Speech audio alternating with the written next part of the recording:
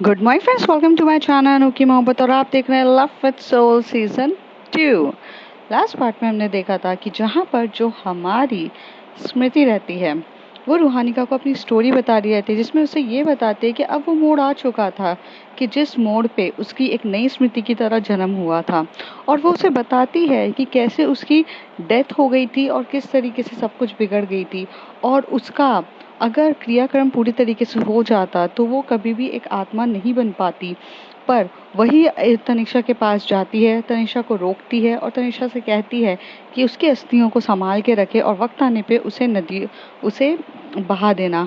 और एक उसके बाद ऐसा होता है कि वो अपने अपने दुश्मनों को ढूंढने के लिए तैयार हो जाती है, पर वो जब ढूंढती है तो उसे मिलता नहीं है। और यहाँ पे एक और वारदात होने लग जाती है कि जैसे कि जो सूरज पापा हैं उनके साथ कुछ हादसे होने लगते हैं। जैसे कि वो कभी चलते चलते गिर जाते हैं, कभी पेड़ से उनके ऊपर कुछ गिर जाता है, कभी उनको ऐसा लगता है कि कोई उनको मार रहा है, डरा रहा है, पीट रहा है। और इसके चक्कर में तनिषा को वो जबरदस्ती बुलाते हैं, और जब तनिषा उधर आती है तो स्मृति उससे उसकी अस्थियों के बारे में पूछती है, पर जिस पे तनिषा उसे बताती है कि उसके हाथ से लगता है अस्थियां खो गई हैं या वो गायब हो गई हैं। अब उसके आगे रूहानिका जब ये सारी बातें सुनती है तो वो उसे बोलती है, होल्ड ऑन, इट्स मीन्स कि ये है कि तुम इसलिए आत्मा बन पाई क्योंकि तुम्हारी अस्थियों को नदी में डाला नहीं गया था, यही एक रीज़न था। और तनिषा इतनी बेवकूफ़ कैसे हो सकती कि उसने वो अस्थियां वहां पर घुमा दी, मतलब ध्यान नहीं दिया। ऐसे कैसे वो काम कर सकती है? तुमने तनिषा को कुछ कहा नहीं? तभी स्मृति मुस्कुराते हुए कहती है कि अगर तनिषा, अगर वो गलती से वो चीज़ें नहीं करती तो काश मैं आज यहाँ पर खड़ी होती तुम्हारे पास। तो कहती है, ऐसे देखा जाए तो मैं शुक्रिया अदा ज़रूर करूँगी, लेकिन मैं सेल्फिश थोड़ी ना हो सकती हूँ। बट देखा जाए तो तुम इतने सालों से, मतलब यही एक प्रॉब्लम्स में उलझ रही हो, तो सच बात तो ये है ना कि मतलब उसे ये चीज़ नहीं करनी चाहिए थी। तो स्मृति उसकी तरफ बोलते हैं, जो होता है वो उसके हाथ में लिखा नहीं रहता है, जो होता है वो ऊपर वाला उसकी कहानी लिख रहा रहता है। मेरा इस मोड़ पे तुमसे मिलना ये भी ऊपर वाले ने ही लिखा है। इसमें तनिषा की गलती नहीं है ना किसी और की है। हम सब किसी ना किसी वजह से बंधे हुए हैं। तुमने हमेशा से सुना होगा, there is a good angel, there is a bad angel. तो कहती है कि हाँ, हम उस गुड एंजल की अगर कैटेगरी में आए हैं तो हमें डालने वाला भी सबका मालिक एक है, ऊपर वाला। उसके अलावा हम कुछ नहीं कर सकते। तो मेरी अगर नियति में यहाँ आना लिखा था तो मैं बदल ही नहीं सकती। और तनिषा तो एक सिर्फ एक मोहरा थी जिसके थ्रू ये सब चीज़ें हो रही थी, और करा कोई और रहा था, और कराने वाला मैंने बोला ना ऊपर वाला है। वही जो करवाए वही सब कुछ सही है। तो वो कहती है ठीक है। और वो सूरज पापा को मार कौन रहा था? मतलब क्यों ऐसा, कोई वो तुम कर रही थी क्या? तो स्मृति स्माइल करने लगती है कि हाँ, मैं ही कर रही थी। तो रूहानिका कहती है क्यों? तो कहती है कहानी सुनोगी तो समझ में आएगा। क्या है ना, सबसे पहले रूहानिका, तुम्हारी प्रॉब्लम क्या है? तुम सुनती नहीं हो और स्टार्ट हो जाती हो बीच बीच में क्वेश्चंस करना। कहानी को ध्यान से सुनो, ये कहानी तुम्हें कुछ ना कुछ बताएगी ज़रूर, और ये रियल कहानी है, मजाक नहीं है। तो ध्यान से सुनो। कहती है कि जी ज़रूर बताओ। मतलब एक चीज़, एक मिनट, सॉरी स्मृति, बोलने से पहले मैं होल्ड ऑन कर रही हूँ तुम्हें। तो स्मृति वहाँ पर बैठ जाती है, कहती कहो। कहती पर पहली बार मुझे किसी की स्टोरी सुनते हुए डर नहीं लग रहा है। This is a not a horror story, this is like a normal story to me. Smriti उसकी तरफ आती है और उसके बालों पे हाथ फेरते हुए कहती है, क्योंकि जो तुम्हारे साथ इतने सालों से है उसे कभी तुम्हें चोट नहीं पहुंचाई है, उसे कभी तुम्हारे साथ कुछ बुरा नहीं किया है, इससे तुम्हें ये कभी हॉरर नहीं लग रहा है। लेकिन मैं फिर से कहूँगी रूहानिका कि कुछ अच्छे होते हैं तो कुछ बुरे होते हैं। इंसान में भी कुछ अच्छा इंसान होता है, कुछ बुरा इंसान होता है। वैसे ही हमारी दुनिया में भी कुछ अच्छे होते हैं और कुछ बुरे होते हैं। पर तुम एक चीज़ याद रखो कि अच्छा हो या बुरा, पर किसी को भी अपने करीब मत आने देना अब। तो कहती है मैं कैसे आने दूंगी, तुम तो हो मेरे साथ। रूहानिका की तरफ स्मृति देखती है और वो अपनी नज़र फेर लेती है और कहती है कहानी पे बढ़े। तो रूहानिका बोलती है जी ज़रूर बताओ। तो कहानी की जब आगे शुरुआत होती है तो वहाँ पर तनिषा और स्मृति दोनों एक दूसरे की तरफ देख रहे रहते हैं और अस्थियों को ढूंढने के लिए स्टार्ट करते हैं। वो बहुत सारे कूड़ादान में भी जाते हैं ढूंढने के लिए और दोनों ढूंढ रहे रहते हैं। और अब यहाँ पर स्मृति के पास वो पावर आ चुकी थी जिस पावर से वो चीज़ें छू सकती है, समझ सकती है। पहले उसके पास वो कुछ पावर नहीं थी। तो यहाँ पर वो बहुत कोशिश करती है ढूंढने के लिए और तनिषा स्मृति एक दूसरे की तरफ देख के बोलते हैं मिला क्या? तो वो कहती है कि नहीं, मुझे नहीं मिल रहा है। तो तभी वो एकदम से हाथ पकड़ के बोलती है रुको रुको, एक बात बताओ, कैसी भूत हो यार तुम? तुम्हें ये चीज़ समझ में नहीं आ रही है कि तुम तो भूत हो यार, तुम अपनी अस्थियों के बारे में खुद पता लगा सकती हो। वो मैंने मूवीज़ में देखा था कि उनके पास कुछ पावर्स रहती है, वो सोचती हैं इधर उधर, उनको आभास हो जाता है, पता चल जाता है। जैसे भूत अपनी बॉडी को बचाने के लिए कितना ज़्यादा करता है। मैंने एक मूवी देखी थी बहुत टाइम पहले, भूतिया मूवी ये सब। तभी स्मृति उसके सर पे मारते हुए कहती है क्या तुम्हें मैं भूतिया मूवी दिख रही हूँ? और तुम कहाँ से मूवी को यहाँ से लिंक कर रही हो? वो अलग चीज़ है, ये अलग है। जो टीवी में और जो फिल्मों में दिखाया जाता है वो रियल नहीं होता है। उससे भी बहुत चीज़ें भयानक होती है और बहुत ज़्यादा खराब होती है। और मैं हस्तियों के बारे में पता नहीं लगा सकती हूँ। तुम प्लीज़ ढूंढने में मेरी मदद करो। तो कहते हैं यार मैं वैसी बड़ी परेशान चल रही हूँ, मुझे एक चीज़ समझ में नहीं आ रहा है कि यार चल क्या रहा है। एक तरफ तुम्हारी अस्थियाँ खो गई, एक तरफ वो जो पापा है उनको पता नहीं कौन सी चोट लग रही है। कभी उनको वो कहते हैं कि कोई उनको मार रहा है, कोई उनको ये कर रहा है, और जब फिजिकली प्रेजेंस कोई रहता ही नहीं है, ऐसा लगता है उनके ऊपर किसी भूत का साया पहुँच चुका है। मुझे तो समझ में ही नहीं आ रहा। और तनिषा ये बोलते हुए वहाँ पे बेंच पे बैठ जाती है। तभी स्मृति कहती है तो इतनी सी बात पे तुम इतना ज़्यादा टेंशन क्यों ले रही हो? तो कहती इतनी सी बात है कि इतनी बड़ी बात नहीं है कि कोई उनको टॉर्चर कर रहा है और मुझे समझ में नहीं आ रहा। तो कहती है कि तुम्हें समझ में कैसे आएगा, क्योंकि मैं ही तुम्हें बता देती हूँ कि वो इंसान मैं हूँ। मैं तुम्हारे डैड को ये सब कर रही थी। तभी तनिषा उठ के बोलती कि तुम मेरे डैड के साथ ऐसा क्यों कर रही थी? तो स्मृति उसी तरफ देख के बोलती है तनिषा, तुम मुझसे इतने दूर जाकर बैठ गई हो दिल्ली में, और तुम्हें लगता है कि दिल्ली तक मेरा टेलीपैथी इतनी स्ट्रांग है कि दिल्ली तक मैं आ जाऊंगी और वहाँ पर आकर मैं तुम्हें बुलाऊंगी कि मुझे तुम्हारी मदद की ज़रूरत है और तुम आ जाओ। ऐसा हो सकता है? तुम्हें मैंने कहा था कि कुछ टाइम के बाद तुम्हें यहाँ पर वापस आना चाहिए, लेकिन तुम आई। तुम्हारा तो कोई आता पता नहीं है। तुम दिल्ली में जो गई, तुम वहां जाके सेटल हो गई। अरे तो मेरे एग्जाम्स चल रहे थे यार, मेरा ये हो रहा था, मेरा वो हो रहा था। इसके चक्कर में मेरे पीयूटीज थे, एग्जाम्स थे, मेरा प्रैक्टिकल्स थे, मैं नहीं आ पा रही थी। पर ऐसा थोड़ी ना था कि मैं नहीं आती। मैं तुम्हें कैसे भूल सकती हूँ? मैं तुमसे बहुत ज्यादा प्यार करती हूँ, तनिषा कहती है। तभी स्मृति कहती है हाँ तुम मुझसे प्यार करती हो, मैं तुम्हारी बातों पे सब एग्री करती हूँ। मुझे कोई ऑप्शन नहीं लगा, मुझे सिर्फ तुम्हें बुलाना था यहाँ पर। और बुलाने के लिए मुझे सिर्फ एक ही ज़रिया दिखा कि मैं तुम्हारे डैड के साथ थोड़ा सा इस तरीके से मजाक करूँगी तो जाएंगे। लेकिन वो मजाक मजाक में ही बहुत ज़्यादा डर गए, और मैंने कोई उनका गला वला नहीं दबाया था। वो तुम्हारे डैड कुछ बड़ा चढ़ा कर ही बताते हैं सबको। तो कह रही तो तुमने क्या किया था? अरे मैंने उनके गले पे एक कपड़ा फेंक दिया था और वो कपड़े को ऐसे पकड़ने लग गया और चलाने लगे। मैं भी वहाँ खड़े होकर ये सोचने लगी कि ये बंदा इतना ओवर एक्टिंग क्यों कर रहा है। बट छोड़ो, वो तुम्हारा डैड है। तो तभी तनिषा उसका हाथ पकड़ती है स्मृति का और कहती है एक मिनट, तो तुमने मेरे डैड को ही क्यों किया? तुम मम्मी के साथ भी तो कर सकती थी।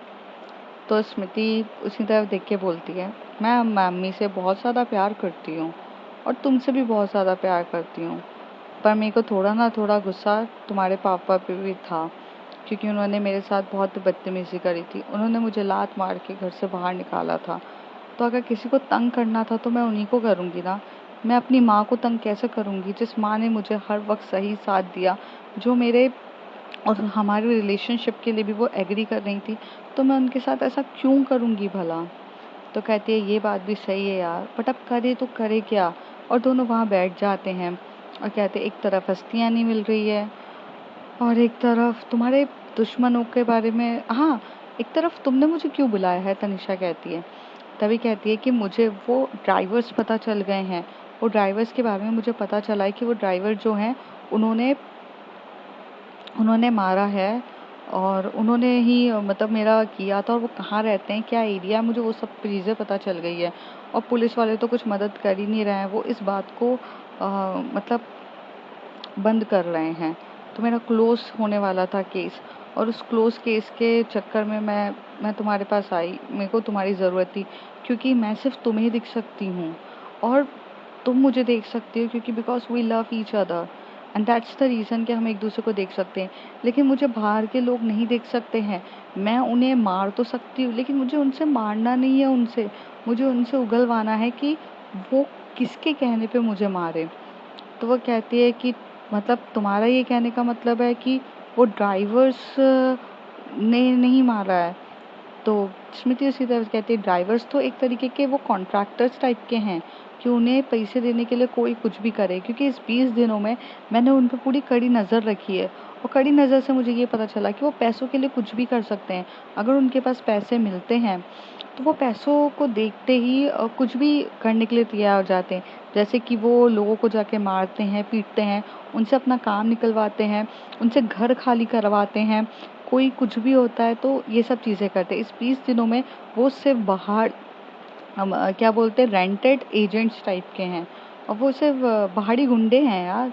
तो वो कहती है ओके, तो मेरे कहने से वो मुझे बता देंगे। तनिषा कहती है तुम मेरे लिए एक वो हो जो तुम उनसे वो सवाल पूछोगी।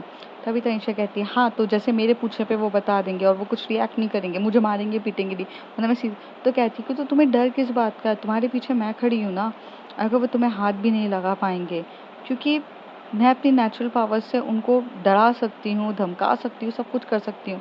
लेकिन मैं अगर चिल्ला चिल्ला के उनसे सवाल भी पूछूंगी तो वो मेरी आवाज़ नहीं सुन पाएंगे, क्योंकि उन्हें मैं नहीं दिखती हूँ। इसलिए मुझे तुम्हारी ज़रूरत है।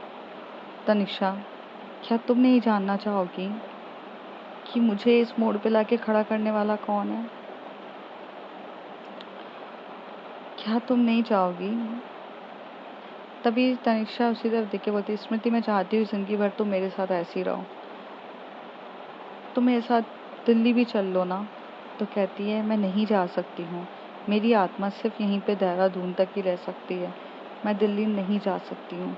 हाँ, लेकिन जब भी तुम देहरादून में आओगी तो मैं तुम्हें हमेशा से मिलूंगी और तुम्हारे एक बार सोचने पे मैं आ जाऊंगी। और अब तो आना भी पड़ेगा, तुमने मेरी अस्थियां भी घुमा दी है, तुमसे एक काम बोला था वो भी तुमसे नहीं हुआ। वो कहती है सॉरी यार, बट ये तो अच्छी बात है ना कि मैं तुम्हें जब चाहूँ देख सकती हूँ, जब चाहूँ प्यार कर सकती हूँ। अभी मुझे तुम्हें किस करने की बहुत इच्छा हो रही है, क्या मैं कर सकती हूँ? तो कहती है पता नहीं, मतलब आत्मा बनने के बाद किस करते हैं क्या? तो कहती है ट्राई करते हैं। और तनिषा ऐसे जो होती है एकदम से जाती है स्मृति की तरफ, तभी उसे कहती है कि पब्लिकली अच्छा लगेगा, यहाँ कोई देख लेगा। तो कहती है रात के अंधेरे में कौन दिखेगा तनिषा, और तुम सबको दिख रही हो। तो कहती है तुम्हें पागल हो क्या, तुम अकेले बात कर रही हो, लोगों को ये लगेगा, तुम्हें लोग पागल घोषित ना कर दें। तो कहती है ये बात भी सही है, तो रूम पर चले। तो इस तरीके से वो उसका हाथ पकड़ती है और वो रूम पर चले जाते हैं दोनों। वहाँ पर रूम पर जाते से वो उसको थोड़ा सा दीवार पर लगाती है और हल्का सा किस करने की कोशिश करती है। पर इस बार ऐसा होता है कि उसे महसूस नहीं होता है, क्योंकि उसे वो होता है। तो तभी उसे बोलती है कि यार पता ही नहीं चला कि मैं तुम्हें किस करी है। तो कहती है कि हवा के झोंके को सिर्फ टच होकर जाता है, हवा का झोंका फील नहीं करा सकता है। तो कहती है एक बार तुम ट्राई करो। स्मृति भी उसकी ये बात सुनती है और उसे एक बार टच करती है, तो इस बार उसे थोड़ा सा हल्का सा महसूस होता है। और वो उसे बोलती है कि तुम जब चाहो तो तुम मुझे महसूस करा सकती हो, करो करो। फिर इन दोनों के बीच में एक हल्की सी किस होती है। और यहाँ पे तनिषा थोड़ा सा नॉटी रहते हुए कहती है कि और कुछ भी करें। तो कहती है पागल हो गई हो क्या, और कुछ भी करें क्या कर लोगी तुम मेरे ऊपर, और वैसे भी तुम्हें तो पता है ना कि मैं पैसिव पार्टनर हूँ। तो कहती है मतलब। तो वो कहती है कि मतलब वही ना कि तुम मेरे ऊपर हमेशा से करती हो, मैं तुम्हारे ऊपर कहाँ करती हूँ, और तुम मेरे ऊपर करोगी तो तुम्हें हवा का झोंका भी समझ में नहीं आएगा। अब ये सब बात छोड़ो, आगे बढ़ो, क्या सोचा है तुमने? तो वो कहती है कि तुम मुझे बताओ क्या सोचा है तुमने। तो उसे वहाँ पर बैठ के सब कुछ बता रही रहती है। तभी तनिषा कहती है हम कल सुबह पक्का जाएंगे। ऐसी रात पूरी बीत जाती है और स्मृति उसी रूम पर वहाँ पे आजू बाजू घूमती रहती है और तनिषा सो जाती है। मॉर्निंग का जब टाइम होता है तो स्मृति बहुत ज़्यादा एक्टिव रहती है। स्मृति उसे बोलती है कि अपनी स्कूटी उठाओ और चलो। यहाँ पर वो उसके डैड जो रहते हैं उससे बोलते कि बेटा कहाँ जा रही हो। तो वो बोलती कि मेरे को डैड कुछ ज़रूरी काम है, मैं आती हूँ। तो कहते कि यहाँ बेटा मेरी हालत बहुत ख़राब हो रही है कि कोई मुझे मारेगा तो नहीं। तभी स्मृति बोलती है बोलो उनको कोई नहीं मारेगा। वो उन्हीं के साथ वो गाड़ी के पीछे ही बैठी रहती है और गाड़ी से वो मुंडी हिला के बोलती कोई नहीं मारेगा पापा आपको, आप टेंशन मत लो मम्मी, ध्यान रखो। तभी उसकी मम्मी पूछती कि बेटा तुम जा कहाँ रही हो? तो वो उसे बोलती कि मम्मा मुझे ज़रूरी काम है, मैं आती हूँ। यहाँ से ये लोग बहुत किलोमीटर्स दूर उस हाईवे को पार करते हुए दोनों वहाँ पर बैठे रहते हैं। गाड़ी का पूरा डायरेक्शन स्लो रहता है, स्मृति बता रही रहती है और तनिषा उसके गाड़ी के डायरेक्शंस को इधर उधर चला रही रहती है। फिर वो पूरा तरीके से क्रॉस करने के बाद वो लोग वहाँ तनिषा वहाँ पर पहुँचती है। तब वहाँ पर जो गुंडे रहते, तभी तनिषा एकदम से पीछे मुड़ के भागने लगती है, बोलती है पागल हो क्या, अकेले आ गए यहाँ पर, और यहाँ पर ये देखो इतने सारे गुंडे हैं, तलवार वलवार लेके बैठे, मरना थोड़ी ना है मुझे। तो वो कहती है कितना डरती हो तुम, डरपुक्की कहीं की। पहले तो तुम हमेशा से बोलती थी कि इतना दम है दम है। तो कहती है कि अरे तो पहले की बात कुछ और थी। कहती है उल्टा हो चुका है, अब तनिषा के में जो वो दम था वो हट गया है और स्मृति पे आ गया। तो कहती है तुम्हारे पास नेचुरल पावर्स है, मेरे पास कहाँ पर है जो मुझ पे आएगा। तनिषा और स्मृति एक दूसरे को दोनों बात करते हुए खड़े थे। तभी वहां से एक आदमी जो रहता है वो देख लेता है और कहता है ओए लड़की, पागल है क्या जो अकेले में बात कर रही है? दिमाग विमाग तो सब सही है ना, और तू कर क्या रही है यहाँ पर? और एक बार बता, तेरे को यहाँ की लोकेशन किसने दी और तू यहाँ पर आई कैसे है? तभी तनिषा बोलते अरे हाँ मैं गलती से आ गई हूँ, मैं बस यहाँ से जा ही रही हूँ। तभी स्मृति उसका हाथ पकड़ के बोलती है पागल है क्या, हम यहाँ पे गलती से आए क्या, चुपचाप चलो। फिर वो उसका हाथ पकड़ के उसे बोलती है कि चलना है मतलब चलना है, और यहाँ पर वो उसको जबरदस्ती उसको लेते हुए जाती है।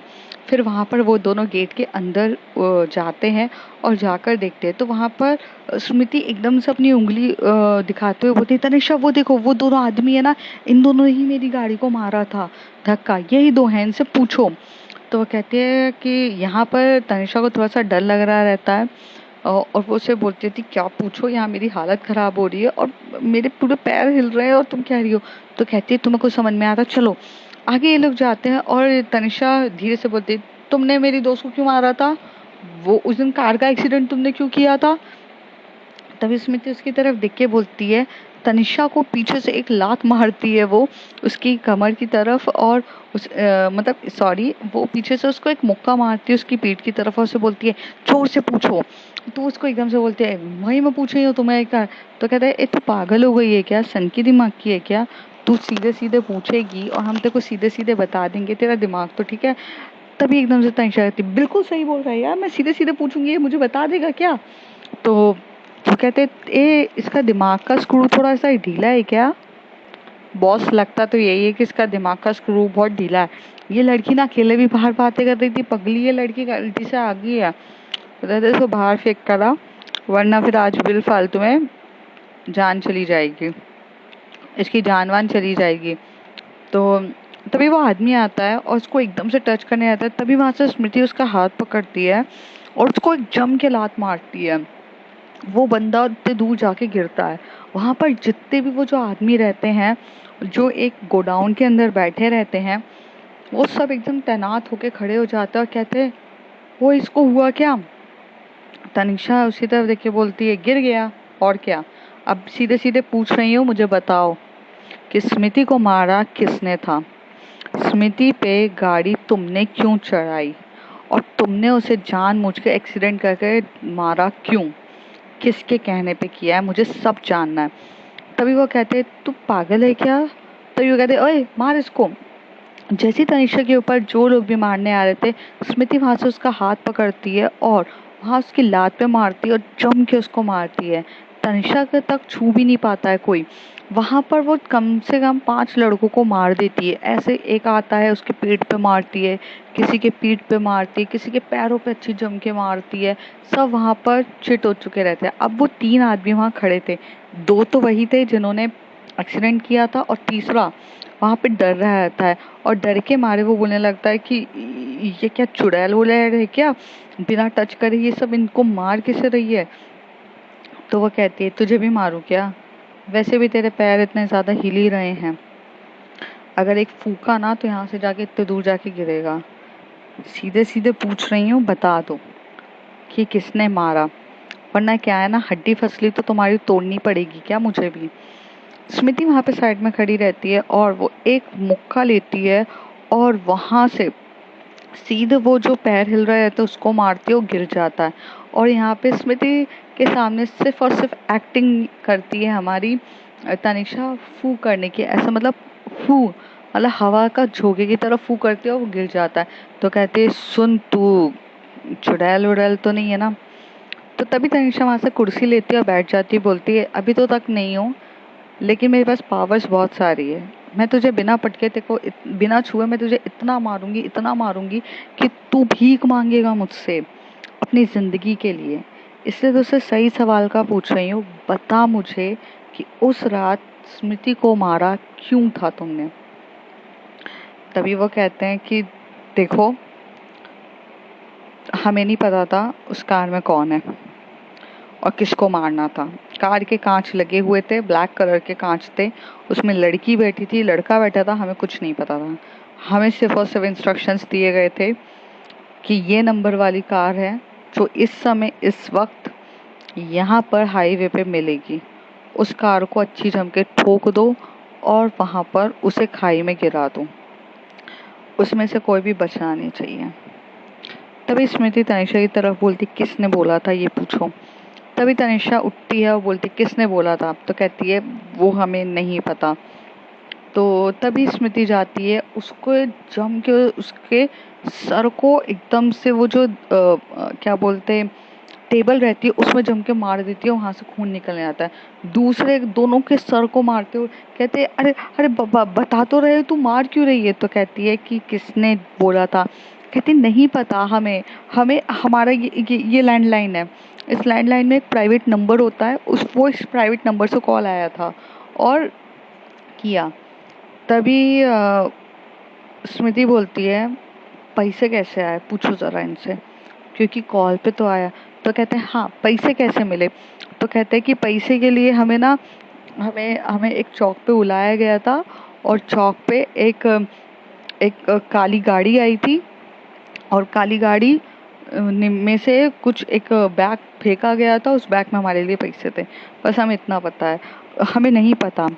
उतनी देर में एक भौं भौं भौं से आवाज़ आती है और वो पुलिस की स्टेशंस वाली आती है और वहाँ से पूरी पुलिस आती है और वो तनिषा बोलती है कि आपने तो केस क्लोज करने के लिए कर दिया था। अगर मैंने आपको फ़ोन लगाकर उस दिन उस वक्त मैंने आपको फ़ोन लगा के सुबह घर से निकलने से पहले मैंने आपको फ़ोन लगा के ये सारी बातें नहीं बताई होती तो आपको तो मुझ पर विश्वास ही नहीं होता। ये देखिए यही दो लोग हैं, आप अब पूछिए। स्मृति बोलती है कि तुमने पुलिस को भी इन्वॉल्व किया था। तो कहती है कि हाँ, तुम्हारे कातिल चाहे कोई भी हो पर सज़ा सबको मिलनी चाहिए। तो कहती है सज़ा तो मिलेगी चाहे किसकी भी हो। तभी वो लोग इन लोगों के साथ जाते हैं पुलिस स्टेशन तक, ये दोनों भी बैठ के जाती हैं। वही उनकी स्कूटी रहती है और पीछे हमारी स्मृति बैठी रहती है और ये लोग जब वहाँ पहुँच जाते हैं तब वो उसे बोलते हैं कि ये कौन सी जगह की बात कर रहा है, आप पता करो। फिर वहाँ से गाड़ी का नंबर वगैरह मतलब वहाँ पर ना एक उस ज़माने में आसपास में ना कैमरास इतने रहते नहीं थे, पर एक जगह था कि वहाँ पर एक एक बूढ़ा सा आदमी हमेशा से बैठा रहता था। वो भिखारी था, वो भिखारी ना नज़र रखता था कि कौन कौन क्या है क्या नहीं है। तो उसके पास जाते हैं, वो कहता है कि हाँ हमेशा से यहाँ पर उस रात को भी एक गाड़ी आई थी और गाड़ी का नंबर लेते हैं। फिर उस नंबर प्लेट के नंबर को ढूंढने की मदद करते हैं और ये पुलिस के थ्रू कर रहे रहते हैं और ये बहुत जल्दी जल्दी प्रोसेस होता है क्योंकि स्मृति को बहुत जल्दी था, क्योंकि अगर उस आदमी तक ये बात पहुंच गई कि उसने ये मारने की कोशिश करी तो वो यहाँ से फरार हो जाएगा। और स्मृति तनिषा को पीछे पड़ पड़ के ये सारे काम करा रही थी। यहाँ पर जो पुलिस वाले रहते हैं वो ये नंबर नोट कर लेते हैं और जब वो नंबर पढ़ते हैं ना तो पुलिस वालों का यहाँ पे चेहरे के एक्सप्रेशंस कुछ चेंज हो जाते हैं और वो बच्चियों की तरफ देख के बोलते हैं, मतलब तनिषा की तरफ देख के बोलते हैं बेटा इसमें तो थोड़ा समय लग जाएगा, आप यहाँ से जाओ और हम आपको बता देंगे जो भी होगा, सब कुछ बताएंगे, आप जाओ बेटा। यहाँ से वो चला जाता है पर यहाँ पे स्मृति जो रहती है वो वहाँ से जाती ही नहीं है, वो वहाँ पर बैठी रहती है। तभी वहाँ पर जो पुलिस वाला रहता है वो एकदम से कॉल करता है और वो बोलता है कि मैं तेरे को एक नंबर बता रहा हूँ, ये नंबर के बारे में जल्दी से पता कर कि ये गाड़ी किसके नाम पे रजिस्टर्ड है। मुझे शक है कि ये वही बंदा है क्या, और अगर वही बंदा है तो तो बहुत बड़े फंसे गए। हमारे हाथ में एक अच्छी बड़ी मुर्गी मिली है, हम उससे पैसे ऐंठ सकते हैं इस केस को रफा दफा करने के लिए, तू जल्दी से मुझे बता।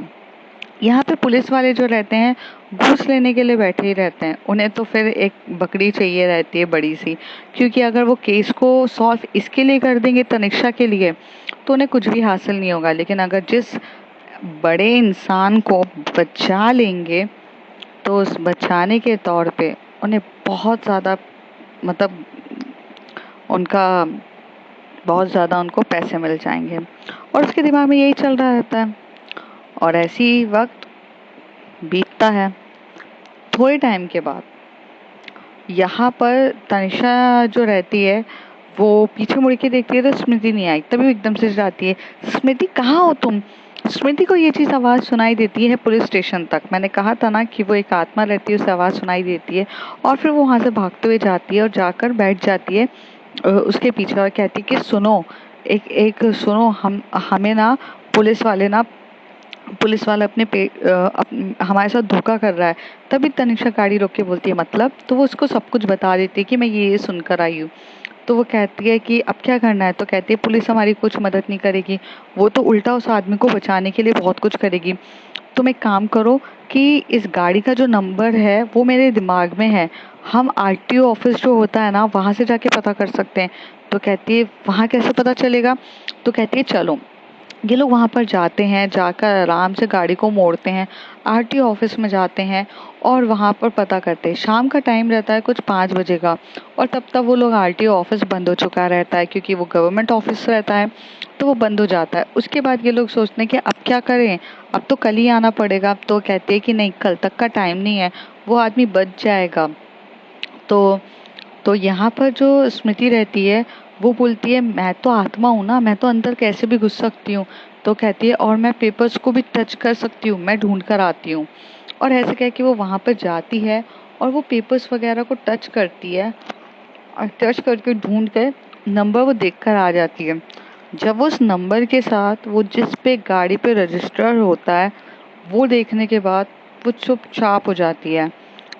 वो तनिष्का के पास तो आती है और कहती है, तनिषा कहती है कुछ पता चला, तो तभी स्मृति कहती है नहीं, मुझे नहीं पता चला। और ये बोलकर वो दोनों बैठ जाते हैं। तो वो कहती है कि कल कुछ ना हो, हम कल पता कर लेंगे। तनिषा यहाँ से चली जाती है, स्मृति उसके पीछे बैठी रहती है। पूरी स्मृति की नजरें तनिषा की तरफ बहुत प्यार से देख रही रहती है और उसकी आंखों में एक आत्मा होने के बाद भी आंसू गिर रहे रहते हैं कि वो कैसे समझाए, कैसे बताए और क्या बताए और क्या समझाए। समझ में ही नहीं आ रहा है कि क्या बोलूं मैं उस इंसान को, कैसे मैं उसको ये बताऊं कि ये सब चीजें तो बस जिसने की है उसकी तो कल्पना भी नहीं कर सकते। ये लोग रात को वहां पहुंच जाते हैं, पर रात को एक स्मृति से रहा नहीं जाता है और स्मृति वहां से चली जाती है यहाँ से तनिषा को छोड़ के। तनिषा बोलती है रुको ना, रात को मेरे साथ तो रुको। तो वो कहती है मुझे कुछ ज़रूरी काम है, मैं बाद में मिलती हूँ। यहाँ से स्मृति वहाँ से चली जाती है। स्मृति जब वहाँ से अपने ही दल वालों से मिलती है और वहाँ पर काफ़ी मायूस रहती है, तभी वो कहते हैं कि जिस काम के लिए तुम आई हो उसे निभाओ तो सही। अगर तुम्हें पता है कि उस इंसान ने किया है तो तुम्हें जानने का पूरा हक है कि किस वजह से किया है और तुम अपनी मौत का बदला ले सकती हो। तो कहती है कि पर कैसे, इससे बहुत लोगों को हर्ट हो जाएगा। तो कहते हैं कि नहीं, तुम्हें करना चाहिए। यहाँ से थोड़ी रात का कुछ 2 या 2:30 बजे हो रहा रहता है।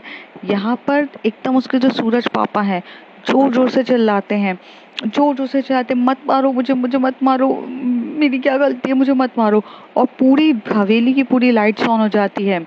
यहाँ पर इतनी जोर जोर से आवाजें आ रही रहती है कि तनिषा की जो मॉम रहती है वो तनिषा के पास भागते हुए जाती है और बोलती है तनिषा तुम्हारे डैड पागल हो चुके हैं, फिर से लगता है कोई इन पे अटैक कर रहा है, प्लीज प्लीज चलो यहाँ से। तनिषा नींद में रहती है लेकिन वो फिर से वहाँ जाती है। अब यहाँ पर जब वो अंदर जाती है तो उसके जो डैड रहते हैं वो एकदम से मतलब हॉल में गिरे पड़े रहते हैं और वो चिल्ला रहे थे कि मत मारो मुझे, मत मारो, मैंने कुछ नहीं किया, मैंने कुछ नहीं किया। और यहाँ से एकदम से जम के वहाँ पर एक जो वास होता है, मतलब जैसे कहा जाता है पॉट होता है, गमला, और जो गमला होता है वो उसके सर पे जम के मारा जाता है और जिसकी वजह से उसके सर पे हो जाता है। तभी तनिषा उसे कहती है कि रुको स्मृति, तुम क्यों मार रही हो। तभी उसके डैड एकदम से उसकी तरफ देख के बोलते, स्मृति कि कौन मार रहा है मुझे। तो कहती है डैड रुको, स्मृति तुम क्या कर रही हो। मैं मानती हूँ तुम्हें मुझे यहाँ बुलाना था, उसके लिए तुमने मेरे डैड को मारा, बट अब क्यों तुम मुझे मार रही हो। तभी वो कहती है तनिषा यहाँ से जाओ, तुम्हारा जिस चीज के लिए मैंने तुम्हें बुलाया था वो काम भी खत्म हो गया, आज मैं किसी को नहीं छोड़ूंगी। तभी जो स्मृति रहती है वो एकदम से मतलब मारने के लिए अटैक कर रही रहती है, लेकिन तनिषा उसे रोक देती है। तभी तनिषा उसको जम के थप्पड़ मारती है, मतलब ऐसे हाथ से मारती है। लोगों को तो कुछ नहीं दिख रहा रहता है, लेकिन स्मृति को फील होता है। स्मृति पीछे होती है और बोलती है कि तनिषा मैं तुमसे बहुत प्यार करती हूँ, मैं तुम्हें मार नहीं सकती हूँ, लेकिन तुम मेरे रास्ते में आ रही हो, तुम हट जाओ। तभी वो कहती है कि हुआ क्या है, तुम्हारे गुनहगार को मिलने के लिए मैं तुम्हारी मदद कर रही हूँ, तो तुम मेरे डैड को क्यों मारी हो। तभी तनिषा की तरफ देखते हुए स्मृति कहती है क्योंकि तुम्हारे डैड ने मुझे मारा है। ये सुनने के बाद तनिषा एकदम से पीछे होती है और कहती है स्मृति तुम्हारा दिमाग तो ठीक है ना, मेरे डैड ऐसी हरकतें क्यों करेंगे। तो अब फ्रेंड्स देखते हैं आगे क्या होता है। If you like my story, like share and subscribe.